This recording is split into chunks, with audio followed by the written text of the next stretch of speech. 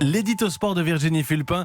Virginie, vous avez été marquée par deux événements contradictoires ce week-end. La victoire de l'Afrique du Sud à la Coupe du Monde de rugby, d'un côté, et les cris racistes dont a été victime le footballeur Mario Balotelli en Italie. Ouais, j'ai l'impression d'avoir fait des montagnes russes et ça fait un peu mal au cœur, faut bien le dire. Samedi, les Springboks ont donc été sacrés champions du monde de rugby et j'avais envie d'appuyer sur pause en voyant le visage de leur capitaine, Siya Kolisi. Son sourire est communicatif, il réussit à transmettre son émotion, même à ceux qui n'ont jamais mis les pieds en Afrique du Sud, même à ceux qui ne s'intéressent pas plus que ça au rugby. Oui, j'avais envie de savourer la dimension universelle de cette victoire. Siya Kolisi est le premier capitaine noir de cette équipe, dans un sport si longtemps réservé aux Blancs, dans l'Afrique du Sud de l'apartheid.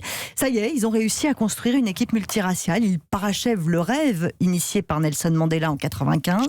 Siya Kolisi a grandi dans un township, il n'a pas toujours mangé à sa faim, mais il a balayé tous les obstacles, ils étaient nombreux, et ce week-end, c'est lui qui a soulevé la Coupe du Monde. Et moi, je me suis dit que seul le sport pouvait faire avancer les choses de manière aussi significative. Ça vous réconcilie avec la nature humaine et ça donne de l'espoir au monde entier. Et puis, vous êtes redescendu de votre nuage. Ouais, j'aurais mieux fait d'appuyer sur pause pour ne pas voir Mario Balotelli victime de cris racistes lors du match de foot entre Vérone et son club de Brescia hier en Italie.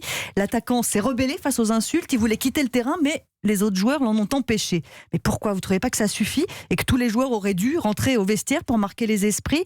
Là, il y a juste une petite interruption avec un discours du speaker pour dire le racisme, c'est pas bien, en gros. C'est sûr que ça va être efficace. Vous imaginez ce que Siya Kolisi a dû traverser pour en arriver à soulever la Coupe du Monde de rugby?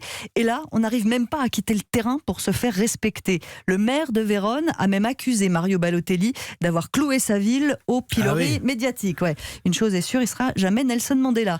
À chaque incident raciste dans le stade, les mêmes questions reviennent à chaque fois parce qu'il n'y a jamais de réponse adaptée, ni de la part des instances du foot, ni des autorités italiennes. En l'occurrence, à quel moment on va agir?